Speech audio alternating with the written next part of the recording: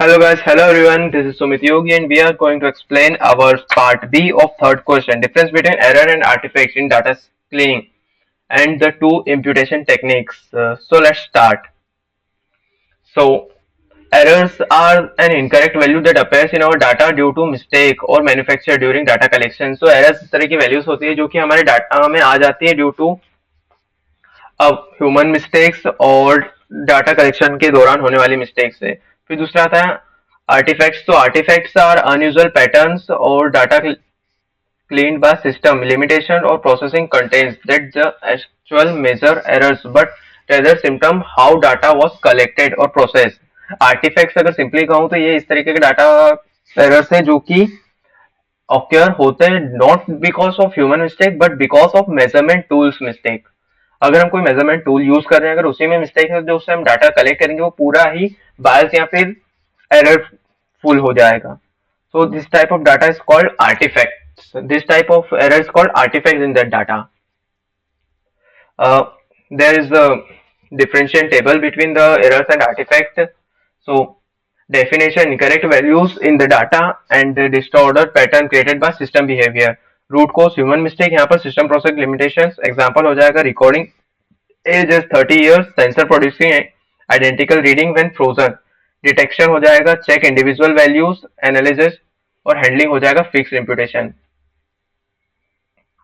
अब यहाँ पर हम एरर्स और आर्टिफैक्ट्स के एक एग्जांपल की भी बात कर लेते हैं। जो एरर्स है उसका अगर हम एग्जांपल देखें तो उसका एग्जांपल इस टाइप से हो सकता है, जैसे for example we had went to an police station और वहां पर जो एरर है, मान लीजिए अगर बीएनएस की धारा पुलिस वाले को, मतलब जो पुलिस मैन है उन्हें बीएनएस की धारा किसी केस पर लगानी थी 329, बट उन्होंने ह्यूमन एरर से गलती से उस धारा को बदल दिया 229 से। तो यहाँ पर जो है धारा का जो चेंज है वो हो जाएगा एरर।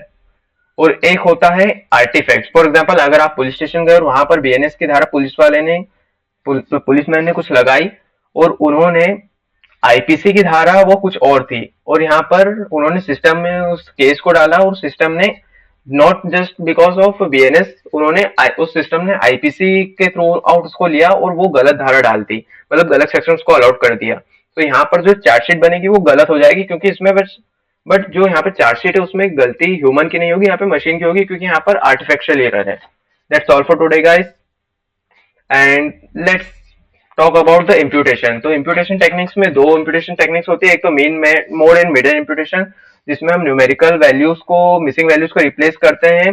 अगर मीन हुआ तो मीन वैल्यू से रिप्लेस कर देंगे, अगर वैल्यूज कैटेगोरिकल हुई तो हम उसे मोड से रिप्लेस कर देंगे, और अगर दोनों ही तरह की हुई तो हम मिडन भी यूज कर सकते हैं। बट इन तीनों ही तरीकों में सबसे बड़ी जो दिक्कत आती है वो होती है वेरिएंसी, और डिस्टर्ब कर देते हैं कंसिस्टेंसी ऑफ डाटा, और वेल कंसिस्टेंसी रहने देते हैं बट इससे हमारा जो डाटा है वो बायस हो जाता है।